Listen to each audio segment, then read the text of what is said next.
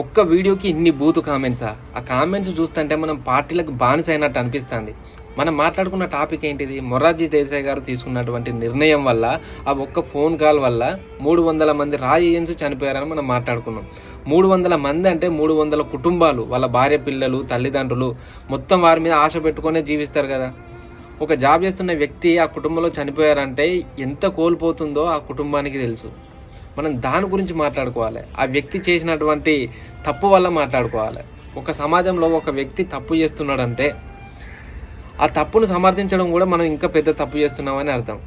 ఆ తప్పు గురించి మాట్లాడండి, ఆ వ్యక్తి గురించి మాట్లాడండి. పార్టీలు ఎందుకు బ్రో? ఇన్కేస్ ఏ పార్టీ అయినా, బీజేపీ కానీ కాంగ్రెస్ కానీ ఏ పార్టీ అయినా, మనకు పార్టీలతో సంబంధం ఏంటిది? పార్టీ అంటే ఏంటిది అసలు? ప్రజలు ఉంటేనే పార్టీ. ఈ పార్టీని తీసి పక్కన పెట్టండి బ్రో. సమాజంలో ఎవరైనా తప్పు చేస్తున్నారంటే ప్రశ్నించడం మన నైతిక హక్కు. రీసెంట్గా పాకిస్తాన్ గురించి ఒక న్యూస్ వచ్చింది. మిడిల్ ఈస్ట్లో యుద్ధం జరుగుతుంది కదా, ఇరాన్, ఇజ్రాయెల్, యూఎస్ఏది. అంటే ఇజ్రాయెల్ పాకిస్తాన్ పైన అటాక్ చేస్తే పాకిస్తాన్ అంటుంది కదా ఇండియా పైన మేము అటాక్ చేస్తామని. పాకిస్తాన్ది ఎంత మూర్ఖత్వమో చూడండి. మన మీద అటాక్ చేస్తుందట. దాని ధైర్యం ఏంటిది? దాని దగ్గర అణుబాంబులు ఉన్నాయని ఒకే ఒక కారణం.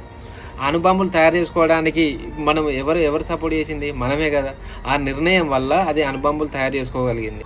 పాకిస్తాన్ దగ్గర అణుబాంబు అంటే పిచ్చోని చేతిలో రాయి పెట్టినట్టు అయిపోయింది. ఏ యుద్ధం వచ్చినా కానీ నా దగ్గర అణుబాంబు ఉన్నది, ఏది వచ్చినా అణుబాంబు ఉన్నదని ఒక ధైర్యం తప్ప. అందుకే నిర్ణయాలపైన మనం వ్యతిరేకిద్దాం, వ్యక్తులపైన పార్టీలపైన కాదు. తను తీసుకున్న నిర్ణయం వల్ల ఇప్పుడు పాకిస్తాన్ చెలరేగుతుందని.